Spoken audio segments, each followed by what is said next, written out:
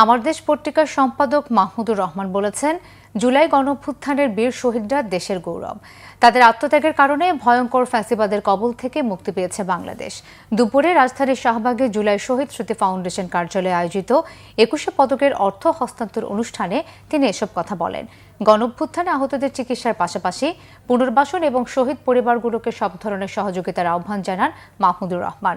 জুলাই ফাউন্ডেশনে আসতে পরে নিজেকে ধন্য বলে মনে করেন তিনি। বলেন, ফ্যাসিবাদ মুক্ত হওয়ার পেছনে প্রত্যেকের অবদান রয়েছে। মাহমুদুর রহমান বলেন, দানব সরকারের কাছ থেকে বাংলাদেশ মুক্তি পাবে না এমন আশঙ্কায় দেশের জনগণ যখন হতাশ, তখন দেশপ্রেম ভালোবাসার কারণে মৃত্যুর পরোয়ানা না করে দামাল ছেলেমেয়েরা রাস্তায় নেমে আসে।